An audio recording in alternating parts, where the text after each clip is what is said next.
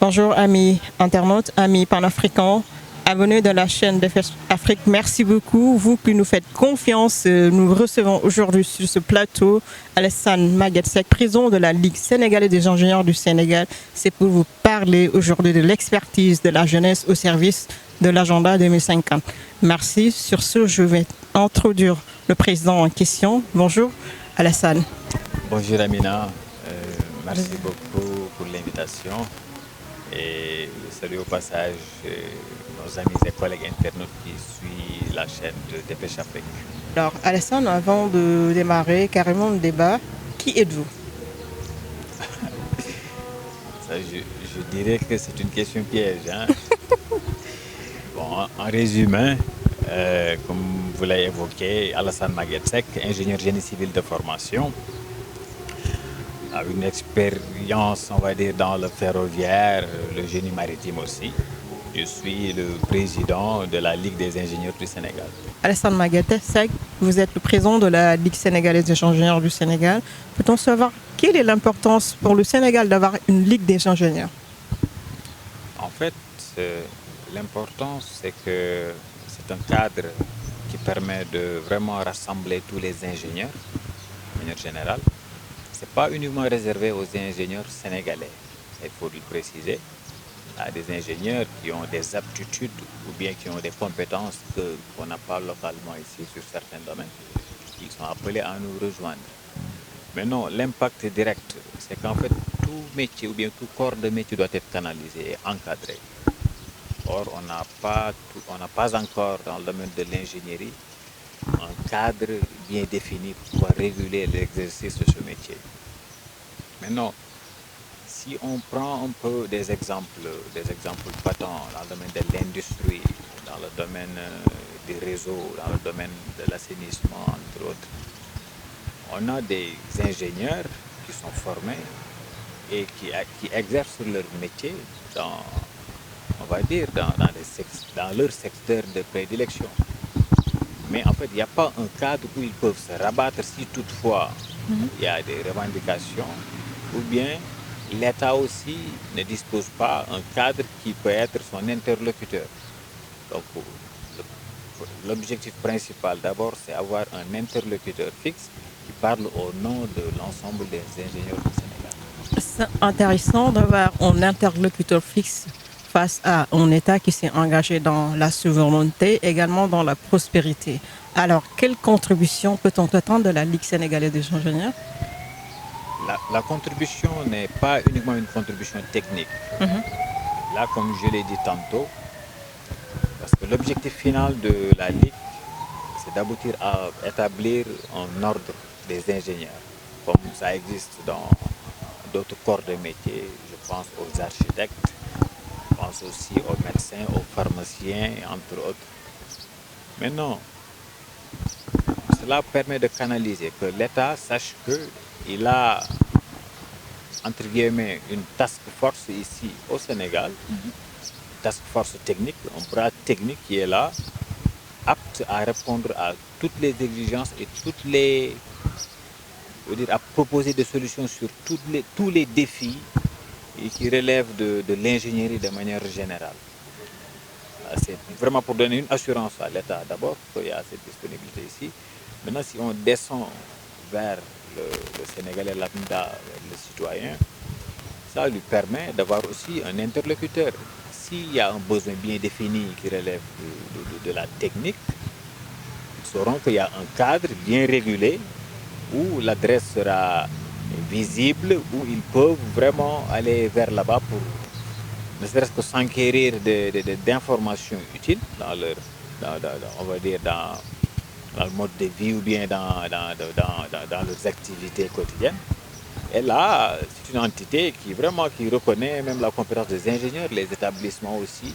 C'est vraiment avoir un cadre bien structuré pour réguler l'exercice même de ce métier.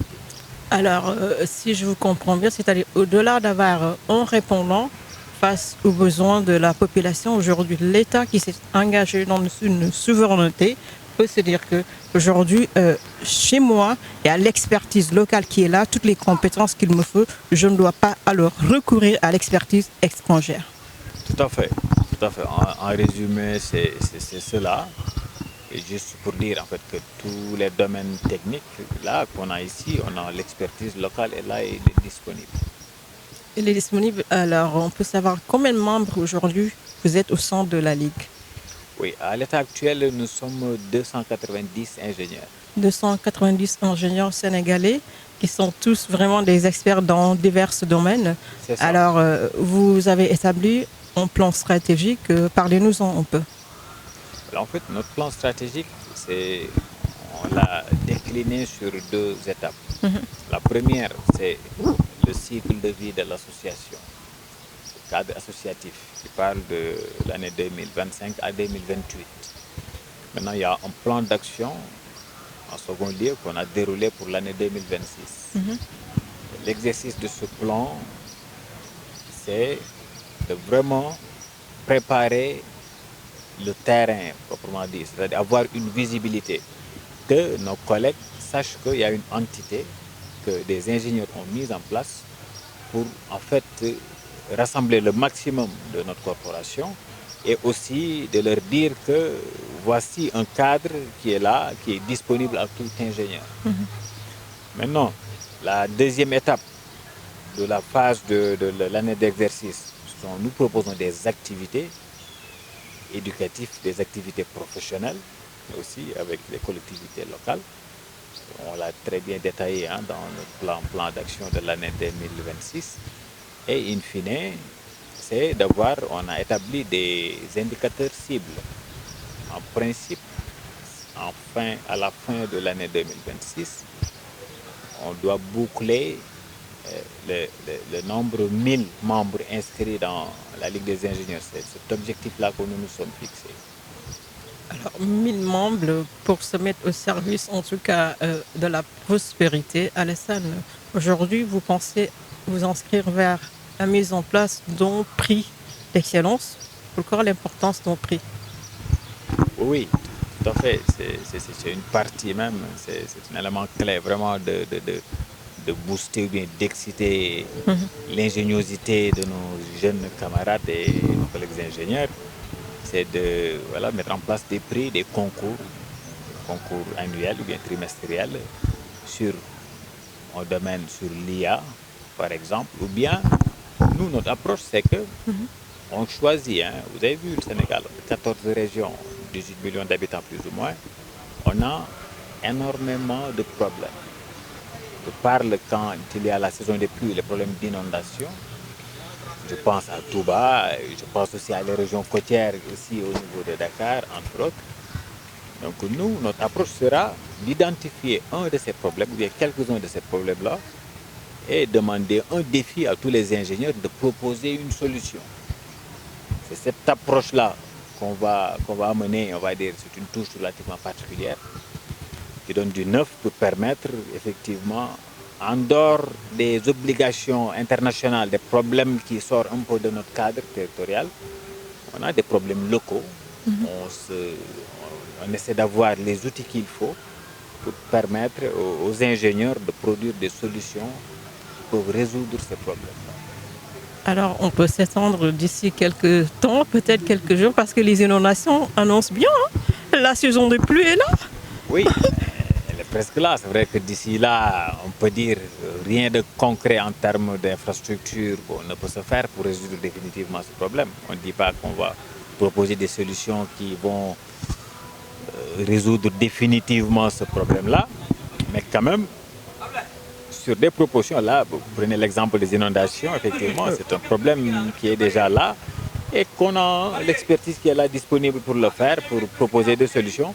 Mais vous allez me dire, il y a l'aspect coût. Exactement, ça allait être la question suivante. Justement, parce que là, on parle de budget, on parle de coûts. Pas mal de nos projets qu'on a déjà entamés souffrent en fait de cette crise-là. Mais dans nos propositions à venir, cet aspect-là sera bien pris en compte. Il sera très bien pris en compte. Il y a des comités qu'on va mettre en place et chaque zone, chaque localité où le problème est identifié va proposer des solutions vraiment qui peuvent alléger les conditions de vie des C'est populations. intéressant d'alléger les conditions de vie, en tout cas de la population, mais c'est intéressant que le chef de l'État vous accompagne à travers ce premier pli que vous voulez lancer. Oui, tout à fait. L'appui de l'État est toujours un appui qui est le bienvenu dans nos activités. Bon, tout ce qu'on fait, on le fait pour le Sénégal. Nous, on a qu'ici, on a fait notre cursus scolaire ici. On doit quelque chose à ce pays. Donc du coup, l'appui de l'État sera vraiment le bienvenu, ne serait-ce que pour les activités. Parce que là, on parle juste de l'ingénierie, mais globalement, on parle de la promotion des études scientifiques. Et vous l'avez constaté, pas mal de Essentiel, nos c'est en études. développement. Justement, c'est impossible. C'est à la base de tout, la science, malheureusement. Et nous, on s'aligne sur cet axe-là, faire la promotion des études scientifiques. Et effectivement, il faudra un appui, que ce soit la nature, pour pouvoir vraiment faire une bonne promotion des études scientifiques et de l'excellence aussi. Alors, à quand le lancement de ce prix? Là, je ne peux pas vous donner exactement une date, mais on va dire... Quand même, il va porter le nom du président de la République, Bassirou Diomaye Faye. Ah oui, bon, bon, on va dire... Oui, comme premier prix, pourquoi pas. Je vais le soumettre au comité. Au comité ou le bureau de la Ligue des ingénieurs, ils vont se statuer. Bon, bref, juste pour dire, sur cette année d'exercice-là qu'on a entamé, il y a le premier trimestre qui est déjà évoqué.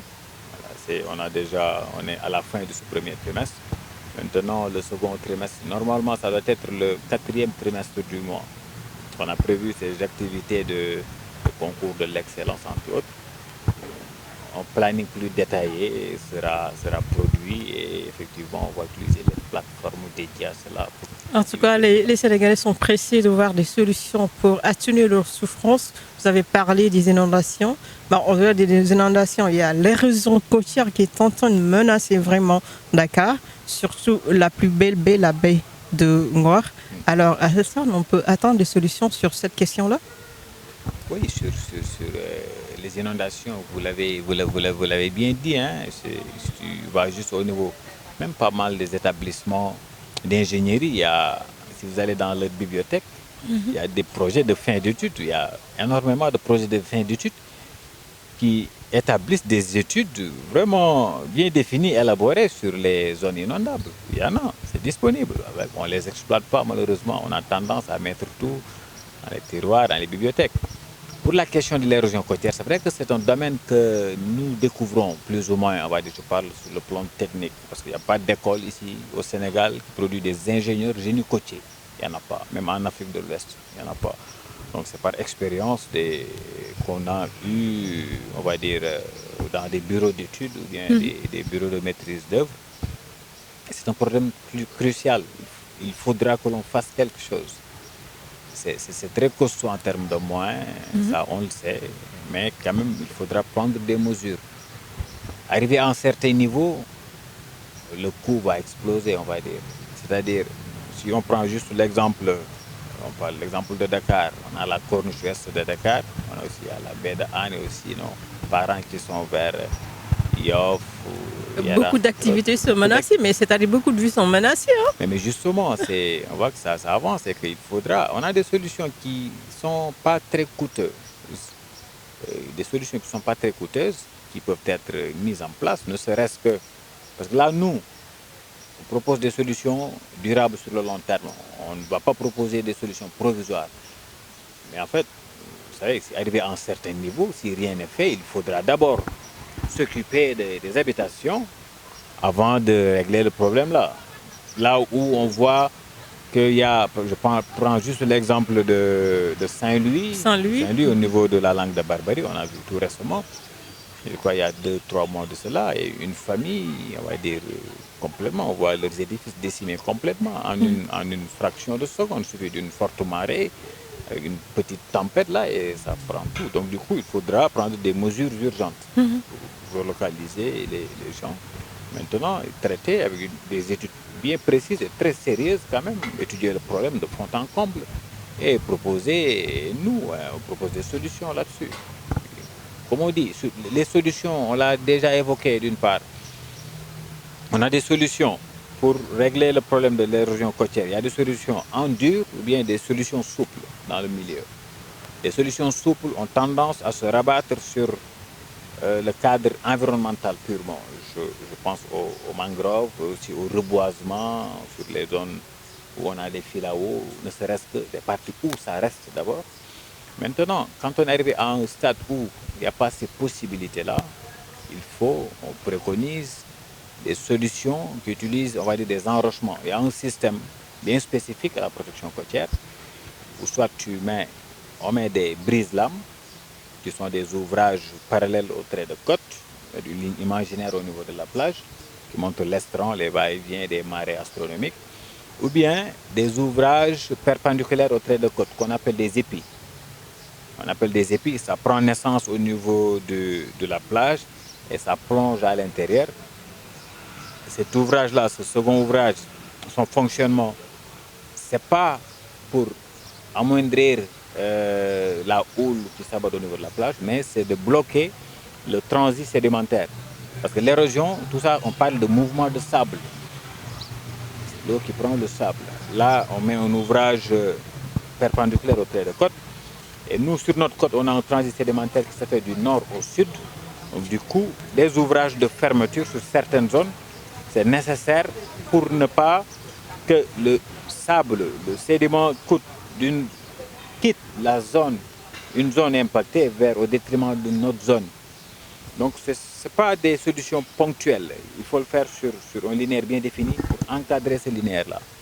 Parce qu'en fait, si on cible uniquement une zone, on décide on veut traiter que cette zone-là, on ne résout pas le problème définitivement. On a translaté le problème. Le problème a été différé dans une autre zone. Dans une zone. Donc du coup, il faudra vraiment une approche globale sur toute la zone qui est menacée et cerner cette zone-là et faire des études appropriées. En tout cas, c'est une question prioritaire et je pense que les autorités vous prêteront une oreille attentive. Au-delà de cela, nous avons aussi des problèmes par rapport à la sécurité, surtout les accidents de la route. Oui, les accidents de la route, on l'a dit, hein, la route, ce sont des ouvrages de connectivité de différentes zones. On est obligé de les utiliser parce qu'on a des véhicules. Mais on a une alternative qui est la voie ferrée. La voie ferrée résout beaucoup de problèmes, surtout pour les transports de masse. On a vu comment le BRT a prouvé l'expertise. Hein? Oui, BRT a fait, on va dire, résout une partie de ce problème. Mais maintenant, le BRT s'arrête ici à Dakar. Il y a une population hors de Dakar. Et moi, j'aurais aimé quitter Sédhiou pour venir travailler à Dakar et rentrer. En Europe, il y a cette possibilité. Mais oui, ça ne doit pas être un problème. Faire 300 km par jour, on va dire bien 600 même km par jour, ça ne doit pas être un problème. Ça se fait ailleurs. D'autres ailleurs, ils font 1000 km par jour, 500 km avec des voies ferrées. Et quand même, c'est ça l'aspect, on va dire, particulier de la voie ferrée. La voie ferrée, d'abord en termes de vitesse, on gagne, et aussi en termes de capacité. Pour transporter, on va dire, une forte population ou bien une forte demande, et aussi même pour le transit des marchandises, entre autres. La voie ferrée, elle est là, c'est une solution, c'est une alternative vraiment, et aussi sur le plan sécuritaire, mais aussi, vous l'avez évoqué tantôt. On a vu chaque année le nombre d'accidents et le nombre de pertes en vies humaines qu'on a. On peut les éviter. Je pense aux événements religieux. Maintenant, on est arrivé à un stade où, mais sans aucune prétention, avant l'arrivée de l'événement, tu sais qu'après cet événement-là, il y aura vraiment des conséquences déplorables, malheureusement. Et tout ça, on dit avec la voie ferrée, on peut éviter cela. On ne peut pas. Un événement, c'est un événement. On doit pouvoir l'encadrer vraiment pour qu'il n'y ait pas de conséquences négatives envers la population. Donc, pour la voie ferrée, c'est une alternative. Et nous, on propose vraiment énormément de solutions sur ça. C'est un domaine qu'on a ici. C'est une voie qui existe, qui est la voie métrique. On a du standard qui vient un tout petit peu. On a des solutions qui ne sont pas très coûteuses, qui sont vraiment à notre portée.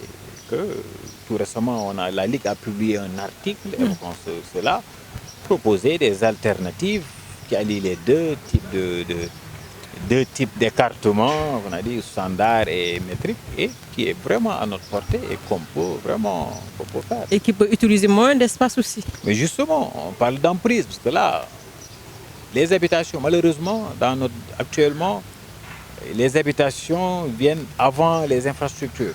Malheureusement. Malheureusement, mais là, il faudra qu'on s'adapte. On ne peut pas, à chaque fois qu'on a un projet, il faut déguerpir les populations. Non, non. Qui cause énormément de problèmes, comme ça a été le cas avec le terre, dont j'ai été vraiment la chargée de com du collectif des impactés. Mais justement, c'est pas. On doit avoir des mesures vraiment qui prennent en compte réellement les problèmes qu'on a ici, surtout les agglomérations, les habitations. L'alternative qu'on a proposée, c'est-à-dire en lieu et place de faire 2 voies séparées avec 2 emprises, on a la possibilité d'avoir sur une emprise une double voie. C'est-à-dire, on a l'écartement métrique qui est existant et on met une autre file de rail pour avoir l'écartement standard qui est de 1435 mm. C'est bien possible. D'autres pays l'ont réussi. Et là, ça te réduit d'abord l'entreprise et il n'y a aucune différence. Et même mieux, on a des systèmes d'appareillage confectionnés pour le faire. Ça te permet vraiment d'avoir une double circulation sur une même emprise. Et là, sur le plan du coût, c'est très accessible. Hein. C'est accessible, on peut tout avoir. Bon, hormis, je pense, la matière première, les rails, entre autres, qu'on peut acheter ailleurs. Mais en dehors de ça, et aussi les matériaux roulants du standard, en dehors de tout ça, tout ce qui est en termes d'études, aussi des matériaux qu'on doit utiliser, ne serait-ce que pour la partie infrastructurelle de l'ouvrage, la territe, le ballast, il y a les traverses. Ouais, c'est donc des matériaux qu'on peut faire localement ici. Donc là, c'est accessible. Alors, Alassane Maguette Seck, président de la Ligue sénégalaise des ingénieurs, aujourd'hui, on peut s'assurer que vraiment le Sénégal a les capacités, a l'expertise qu'il lui faut pour concrétiser et matérialiser sa vision d'avoir un pays purement prospère. Quel est le dernier mot, en tout cas, que vous voulez lancer au terme de cette émission? Merci. En tout cas, je rebondir là où j'ai terminé. On a l'expertise elle est là. Et on tient à rassurer nos autorités qu'on a des ingénieurs ici dans différents domaines, des domaines même qu'ils ne savent pas peut-être, ils ne connaissent pas. Oui, il y en a ici. D'autres l'ont appris ailleurs, ils sont revenus ici, d'autres l'ont fait ici. Donc là, nous, ce que l'on demande en termes, c'est-à-dire avoir un interlocuteur direct au niveau de nos autorités pour leur faire part exactement, nous, de notre projet et aussi l'appui qu'on peut donner sur l'agenda national du Sénégal 2050. Merci beaucoup, Alassane, de votre disponibilité. À très bientôt, amis internautes. Merci beaucoup également de votre disponibilité. À très bientôt. Merci.